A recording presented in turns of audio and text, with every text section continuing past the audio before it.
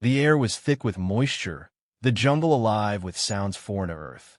Vines glistened like wet rope, draping over twisted, obsidian-colored trees. The sky, barely visible through the canopy, was a dull violet. Beneath it, ankle-deep in mud and blood, Chief Petty Officer Caleb Rourke moved silently. His breath came slow, controlled. One arm was pressed tight to his ribs where a jagged gash had torn through his tactical suit. The other held a combat knife, now dull at the edge from overuse. His gear was half gone, stripped in haste when the ambush hit. The rest of his team gone. No bodies, no screams, just silence, like the jungle swallowed them whole. He hadn't slept in 32 hours. Not really. The moments of half-conscious rest came in slivers, wedged between movement, evasion, and survival. But he was used to that. Training had made sleep optional, pain irrelevant, suffering a familiar rhythm. They were close now. He could feel it, not just in the way the forest hushed around him, but in the air itself. The hunters had arrived, not the kind he'd faced on Earth, not militants or pirates or insurgents. These were the real thing, galactic predators, elite among their species. Rourke didn't know what they called themselves, but he'd heard rumors.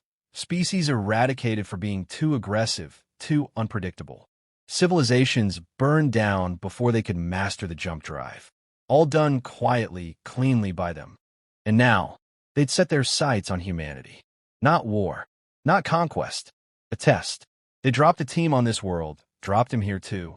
He was supposed to run, supposed to give them a show, maybe die well enough for a report to say, humans are not ready. But something had gone wrong for them. Rourke knew he wasn't supposed to be the first choice for this op. It was supposed to be a recon unit, standard intel extraction. He was thrown in last minute because of a transport failure. Bad luck for them. He crouched beside a slick, black root and checked the perimeter. His eyes, bloodshot but sharp, scanned for shimmer lines. They had stealth suits, invisibility cloaks, cloaking tech that bent light just enough to make the hunters ghosts in the jungle. But ghosts still made pressure. They still left patterns, broken foliage, temperature drops, displacement. Rourke smiled. He saw the signs. They were close, too close. He stood up fully. No point in hiding now. They wanted to hunt. He'd give them a war. Behind him, a faint crack. He didn't turn, didn't flinch. Instead, he laughed, deep, rough, ugly. Not the laugh of a man amused. The laugh of someone who'd been through hell, built a house in the fire, and learned to enjoy the heat. The jungle paused. The ambient whir of insects and alien creatures hiccuped for half a second. Somewhere above, a hunter adjusted position. Another flanked from the left.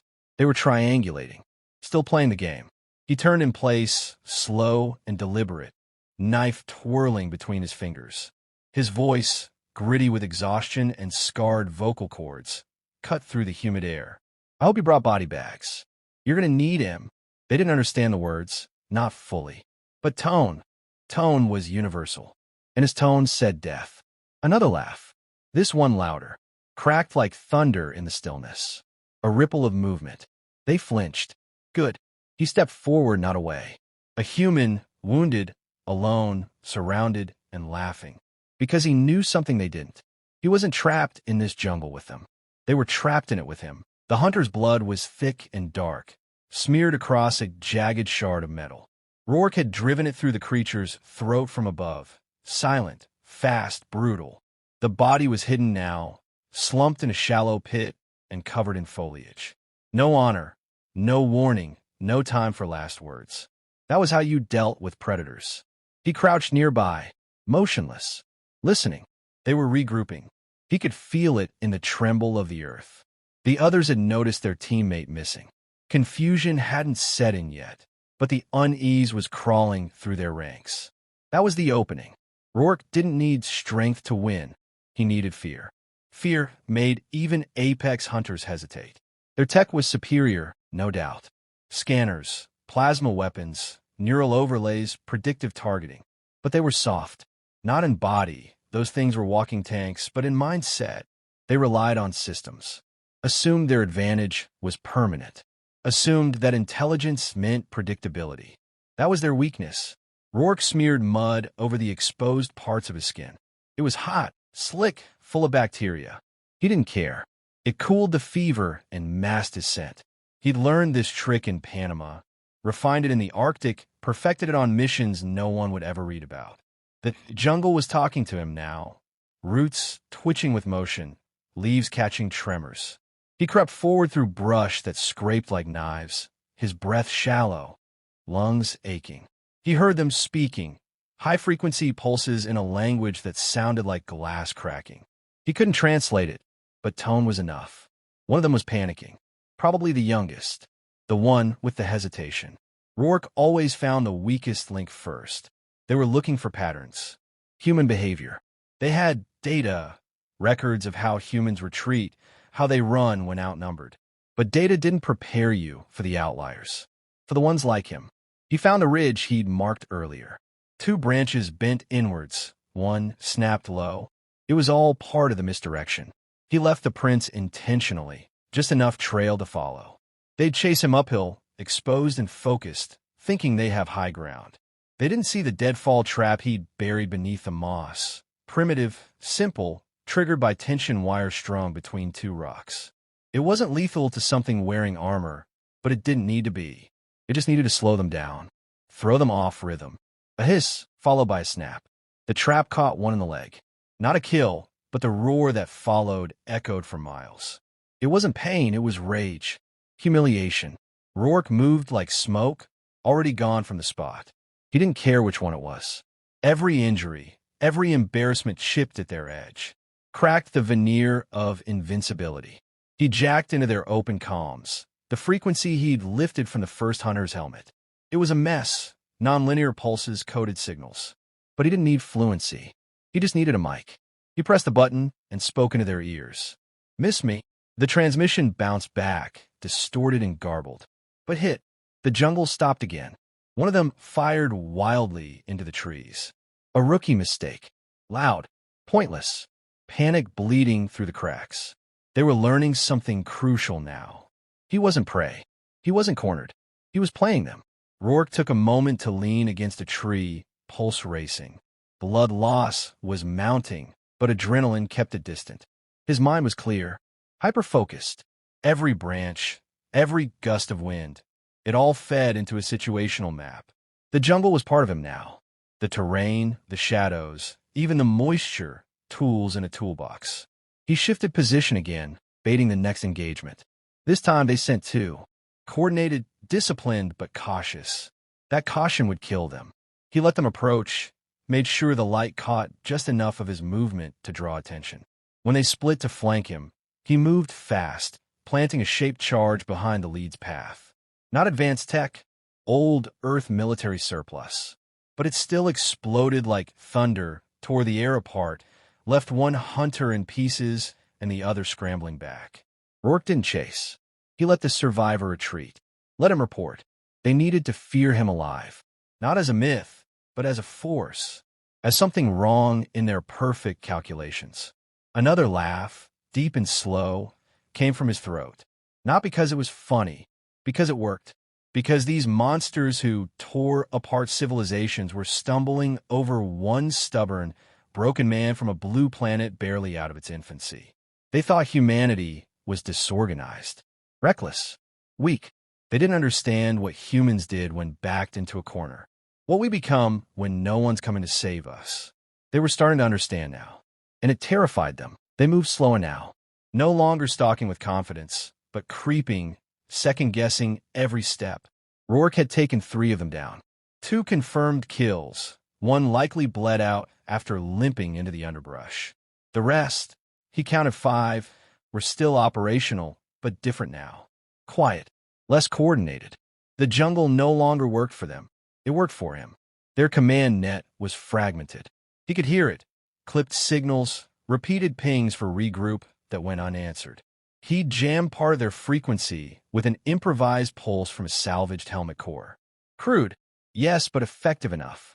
Even the most advanced force in the galaxy stumbled when stripped of cohesion. Technology made them sharp. Isolation dulled the edge. Rourke hadn't eaten in over a day. His mouth was dry, muscles sluggish. But the fight had entered a phase he knew intimately, the attrition zone.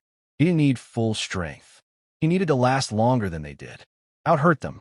Out-grit them. One of them tried to bait him with mimicry, playing human words back through their comms. Disjointed phrases, broken syntax. "You are alone." Probably thought it would break him. Rourke chuckled softly. He'd spent months alone in tunnels in Kandahar, pinned under ice in Baffin Bay, swallowed by darkness in collapsed ruins off-world. Alone was default. Alone was clarity. He whispered back, "You first." Then came the counteroffensive. Desperation wrapped in strategy. They swept the jungle in formation, flushing him with drone flares and thermal bursts. They were done playing games. This was a kill mission now. No trophies. No sport. Rourke led them through a natural ravine, a funnel. Perfectly narrow, curved just right. He didn't need traps here. The terrain did the work. He'd memorized it on the first day. As the lead hunter entered, the canopy above collapsed. Bark rotted from acid sap Rourke had collected and poured the night before. The weight of the fall pinned one beneath it. Not dead, but immobilized. The screams that followed weren't rage anymore. They were real. The others rushed to aid him. Mistake. Rourke used the chaos to move fast, silent, around the perimeter. A quick sweep behind a ridge, and he flanked them, knife out low and close. One swipe to the back of a knee, joint dropped the nearest. Another stab beneath the arm, plating found something soft. The alien spasmed, clawed the air, then collapsed. He took the plasma sidearm from the corpse. Heavy, not ergonomic, built for hands larger than his. Still, it would do. He adjusted the grip and burned a bolt straight through the pinned hunter's skull. Clean. Immediate. No room for recovery.